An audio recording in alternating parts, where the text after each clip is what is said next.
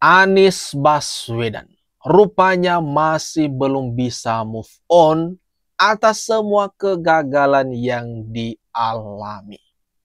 Akhirnya ini ada mantan gerombolan Roy Suryo CS yang memilih tobat ini sekarang, membongkar segala-galanya. Akhirnya terkuak sudah, dan ternyata nama Anies Baswedan terseret-seret. Gimana nih anak-anak abah? Gimana nih tanggapannya? Yang tidak berdasar dan tidak berdata. Yang terlibat dalam itu kan Pak Suryo dan teman-temannya. Ya, ada yang lain lagi. Banyak. Itu ibu-ibu. Maaf ya, saya minta maaf. Oknum relawan Anies semuanya. Oh, relawan Anies. Rupanya nimbrung juga nih. Artinya ada penyakit hati, sakit hati yang belum sembuh hingga kini. Akibatnya membuat gaduh dengan tudingan-tudingan tak mendasar soal ijazahnya Pak Jokowi. Ini berarti di balik proyek ijazah ini ada relawan Anies gitu? Oknum-oknum, tidak semuanya. Yang sakit hati dengan Jokowi, yang dibawa oleh Kojenudin, dibawa oleh Roy Suryo dan kawan-kawan untuk aksi di UGM, aksi di mana-mana. Ini orang-orang, coba Irjen tanya, kenapa Frit Alogoy tidak? Waktu demo di KPU, saya yang pimpin mereka, saya yang korlap, gulingkan Jokowi di depan KPU, Bawaslu, DPR. Saya korlap utama, demo pertama, demo kedua, ketiga baru saya lepas, saya kasih ke orang lain. Ini dibongkar habis kedok-kedok mereka. Apa yang menjadi agenda mereka? Ini nih. Apa yang pernah mereka lakukan di masa lalu dibongkar habis bobroknya. Terkuak ke publik sudah. Itu grup namanya Civil, sekarang mereka sudah buat koalisi. Itu dari dasarnya. Koalisi apa? Ya itu koalisi yang di grup ada Om Roy Suryo dan sebagainya. Apa saya lupa grup itu? Koalisi Merdeka kah? Koalisi Kemerdekaan apa demokrasi kah? Apakah?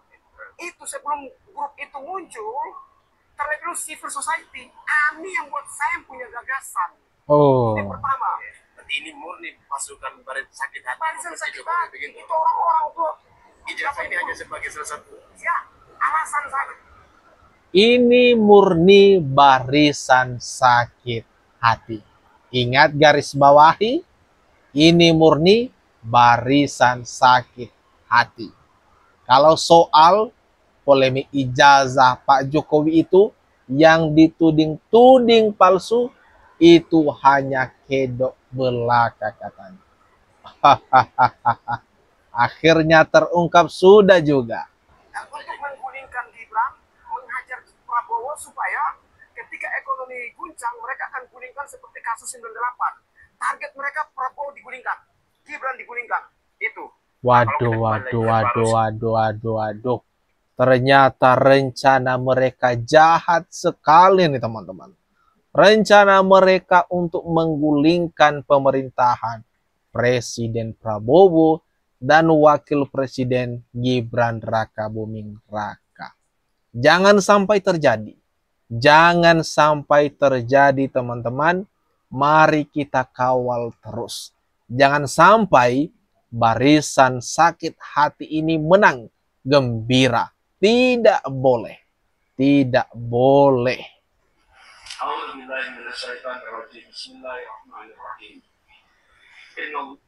Ini momen Anies Baswedan mengeluh kalah Pilpres melalui khutbah Idul Adha. Ternyata anak abah belum move on. Waduh. Anies Baswedan.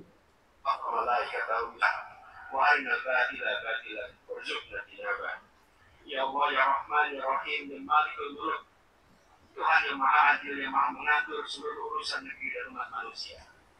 Pada hari yang mulia ini, kami hadir di hadapan-Mu, mengadukan luka-luka yang belum sembuh di tanah air kami, bahwa kejujuran kerap disingkirkan, kompetensi dikalahkan oleh koreksi, dan kemiskinan diwariskan dari generasi ke generasi karena sistem yang enggan dibenahi. Kami sadar keadilan dan kesetaraan bukan sekedar hasilnya baik, tapi buah dari keberanian untuk menyentuh akar yang lebih dalam. Anies Baswedan ini apakah sedang memanfaatkan momentum? Kira-kira menurut kalian teman-teman, apakah Anies ini sedang mempolitisasi situasi? Gimana nih menurut kalian? Kalau dari kata-kata yang kita dengar tadi, wah, agak-agak gimana gitu ya. Diduga tergambarkan. Akan menyakitkan yang sering tersembunyi di balik kebiasaan dan kenyamanan. Dalam kesadaran itulah kami berserah kepadamu ya Allah, memohon perlindungan dan petunjuk agar tak hanyut dalam keputusasaan. Ya Hakim, ya Basir, yang maha bijaksana, yang maha melihat yang tampak maupun yang tersembunyi di dalam hati manusia. Tuntunlah hati kami agar tidak beku di hadapan derita sesama. Lembutkan hati kami agar tak terbiasa memalingkan wajah dari kezaliman di sekitar kami. Bukakan hati nurani kami agar kami tak sekedar tertegun menyaksikan ketimpangan, tapi punya keberanian untuk mendekat, untuk memahami dan bertindak dengan kemampuan yang kami miliki. Sepertinya nih teman-teman, Anies Baswedan begitu sedih dalam rangkaian kata-kata, kalimat-kalimat yang ia utarakan di momen ini. Kasihan, sebenarnya kasihan sekali. Kasihan ini Anies Baswedan. Tapi meskipun saya bilang tadi kasihan, tapi dia ini sepertinya belum move on dari berbagai kegagalan yang ia alami bertubi-tubi belakangan ini. Akibatnya dari kegagalan itu muncullah sakit hati yang teramat dalam. Sehingga nanti yang terjadi, yang dilakukan Anies Baswedan, ya kita tahu bersama. Kita saksikan bersama apa tindakan-tindakan Anies Baswedan ini. Maksud Anda Anies dan Ganjar nggak berprestasi? Enggak!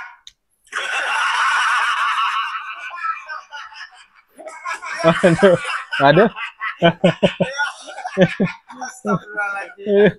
Penting banget. Jadi saya luruskan, sebetulnya kata kuncinya itu bukan Anda kontra atau oposisi terhadap petahana, bukan. Tapi apakah Anda berprestasi atau tidak? Itu. Nah, berprestasi atau tidak? Maksud Anda Anies dan Ganjar nggak berprestasi? Enggak! Gimana nih anak-anak Abah? Anies Baswedan disebut tidak berprestasi.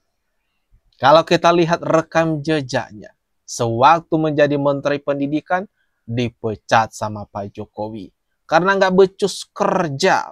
Kemudian ketika jadi Gubernur DKI Jakarta, lalu apa saja keberhasilan beliau ini semasa memimpin Jakarta? Kayaknya sangat sulit ditemukan lah ya. Yang ada malah berbagai kebijakan kontroversi. Itu yang terkenal Anies ini. Jadi saya kira yang disampaikan oleh Kodari ini ya sangat masuk akal. Ya, kenapa? Karena selama 1 tahun kami bersama di OSIS, saya melihat bahwa Mas Anies memang dipersiapkan menjadi pemimpin besar. Oleh keluarga, oleh lingkungan, dan oleh barangkali juga bimbingan dari Allah SWT. Sebentar nih teman-teman. Kalian sempat perhatikan gak sih? Dr. Tifa ini kalau ngomongin sosok Anies, kayaknya senyum-senyum, sumringah, agak gimana-gimana gitu. Waktu itu sampaikan ke Mas Anies, Nis ya. Wah. beda usia 1 tahun, beliau lebih tua dari saya, jadi sekarang saya panggilnya Mas Anies aja ya. Sepertinya Dokter Tifa kayak berbunga-bunga kalau bercerita sosok Anies Baswedan ini. Kalian ngerasa nggak sih? Nis, suatu saat nanti kamu bakal jadi orang besar. Sekarang mungkin Mas Anies mau nanya, Tifa, prediksikan saya jadi presiden nggak? Sebenarnya presiden itu kita di tahun 2024 sudah ada di Lauhul Mahfuz. Lalu, yang lebih dari itu sebetulnya, kalau boleh, karena saya berkembang menjadi ahli prediksi iya, okay. Mungkin Bapak Ibu semua tahu saya Dokter Tifa, silahkan lihat di Twitter saya ya. Saya memprediksi beliau itu kurang lebih, kalau presiden terlalu kecil ya, saya melihat beliau itu nanti akan jadi, betul, akan menjadi Sekjen PBB, dapat Nobel Perdamaian.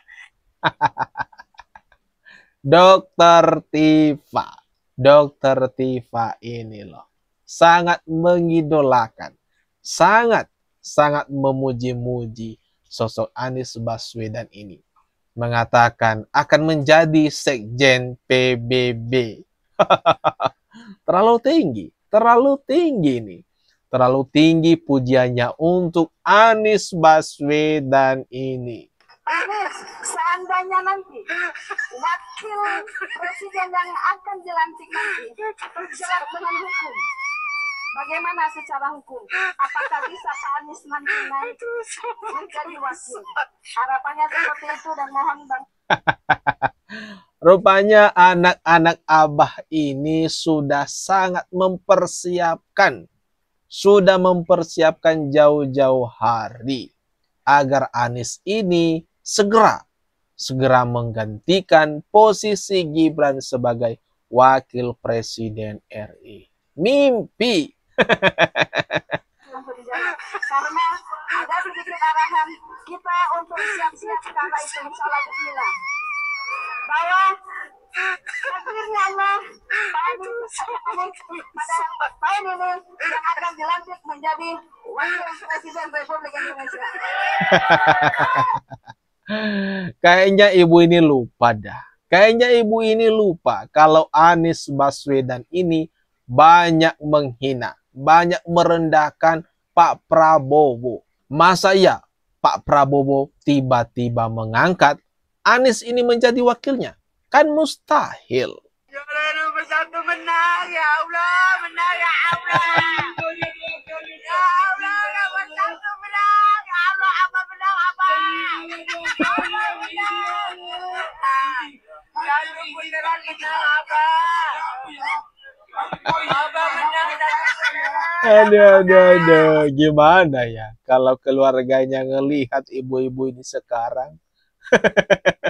Ini penggemar fanatiknya Abah Anies. Sampai nangis tuh. Kasihan. Tapi tetap aja tuh kalah. Terus ngapain sekarang? Akhirnya kan seperti yang kita tahu, karena tak terima kekalahan, berbagai kegaduhan pun dibuat oleh anak-anak Abah ini sama relawan Anies Baswedan ini. Nah, gimana guys? Gimana menurut kalian? Atas apa yang barusan saja kita bahas bersama ini? Silakan tuliskan komentar terbaikmu ya di kolom komentar yang ada tepat di bawah ini.